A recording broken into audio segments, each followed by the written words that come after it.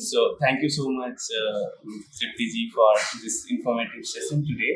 And you already talked about the challenges in terms of implementation of the Transgender Act. But what do you think are the steps that can be taken? Because government has already discussed with various non-governmental organizations and CBOs that they want to have better community consultation and they want to hear the grievances and what are the pitfalls, what are the demerits in this act, and they are willing to change and make certain amendments in this act. But in terms of implementation from a legal point of view, what do you think are the steps which are very necessary and important so that when this act is totally it becomes a law in this country, transgender community feel safe and they have trust on the legislative structure of this country? So I think one of the major challenges that we are facing is that while there is a special law for transgender persons, the general law which applies to everyone also applies to transgender persons. But the question is for a community member, a transgender person feels, should I go for the special procedure, special remedies such as grievance redressal under the Transgender Persons Act, Transgender Protection Cell? Should I go there or should I go to the regular police station and register my complaint? And this confusion is actually at the heart of a lot of implementation challenges that we are facing. Secondly, for transgender persons, for persons who identify as woman or persons who identify as man and not in the gender assigned at birth, there is still confusion whether they will be seen as transgender or they will be recognized as a man or woman, whatever their self-identified gender. And so that also then determines which provision, which law will apply to you. So for instance, sexual violence, the fact that so many people complained about being made to strip in police stations, which is clearly wrong. It is an offense.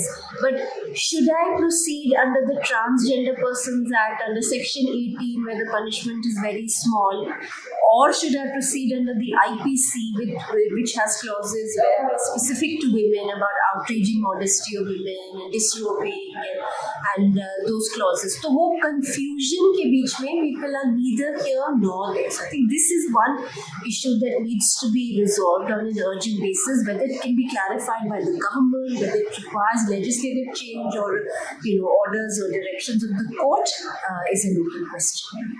When you talk about awareness in terms of different clauses of this act, there is a lot of, I would say, gap between the understanding the real act, the clauses and the provisions in the act, and also how people perceive it, for whether it is applicable for them, whether they will be approached the local police station if their rights are violated.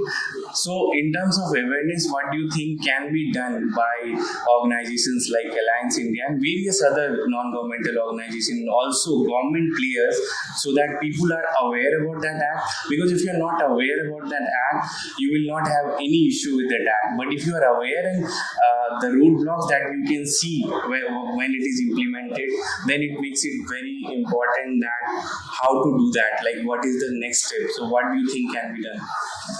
So you're right about lack of awareness, and even what we heard today from the meeting, that even the police are not aware. So many times the police or lawyers, when clients were told, people who went to make complaints, first you tell us what is there for transgender. Is there anything for transgender only? Then we do. Why? The general law applies as much to transgender persons as it applies to cisgender male and female. So this basic awareness among the police, among the legal fraternity and among the community is the need of the hour. The courts have anyway directed that there should be regular sensitization and awareness raising programs with the police, with the prison officials, even with the judiciary, through the judicial academies, and I think those need to be implemented, and this is where NGOs like Alliance can partner with, say, the legal services authorities at the state and the national level and take some of these initiatives forward. As far as the community is concerned, I think we have vibrant CBOs and other groups, and they can organize sessions now, of course, through the virtual medium also, so that more and more people are aware about the Act, both its pros and cons, and the conversation really moves forward. Certain provisions in the act, like if you talk about rape, if a transgender person is raped, then the legal provision is that that person, the perpetrator of violence, will go for 6 months of imprisonment. But whether if you talk about a cisgender female being raped, it is 7 to 10 years of imprisonment. So those gaps, do you think there is a lack in understanding the community from the law implementer side, or who have drafted this act, or do you think something needs to be changed, because this is a huge gap, and you are not treating a transgender person, as a human being, as a citizen of this country. So what do you think is the problem? I think the problem is really just misunderstanding, just poor drafting. So it is very clear that as far as sexual assault and rape is concerned, Section 18 of the Transgender Persons is not the solution. That talks about acts which endanger well-being, etc., including sexual abuse. Sexual abuse is not equivalent to rape. If a transgender person is raped, is a victim of rape or sexual assault, the remedy lies under the sexual offences provisions in the IPC, which is Section 375 and 376. The problem there is that clause says a victim is a woman. So you will require, by virtue of a court order and interpretation, saying a woman includes a transgender person who identifies as a woman. So that, to that extent, it can be resolved by a court order. The other way is to actually amend the law, and I would suggest that rather than amending the Transgender Persons Act, amend the rape clauses in the IPC to make it clear that the definition is inclusive of transgender persons, including transgender men who may suffer rape on account of their gender identity and expression, though they would identify as a male or as a man, but they would still be vulnerable to sex. They are vulnerable to sexual assault and violence. So, amendment can also be a way out. And I think that will be a good step. Like if we amend that, it will be like mainstreaming transgender individuals, because they are part of the larger legal framework. I think one message that I would really convey, and that's something I would also personally imbibe, is the need for solidarity and camaraderie.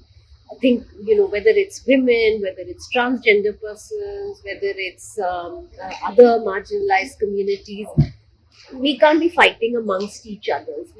We have to be together, because our experiences of marginalization, of disempowerment, there is a common thread. And it is important that that common thread be recognized and we stand with one another in terms of fighting out oppression and mounting resistance. So need for solidarity and camaraderie is one. And even in the legal parlance or legal debates, this question comes to mind, because sometimes there are demands that if the law which recognizes gender specificity, vulnerability of women is diluted to include other gender identity, then it's not good for women. But that's not the case. There is no dilution of the law as far as women are concerned, but it is only an expansion, a broadening, so that protection is also accorded to other groups that are vulnerable on account of their gender identity and expression.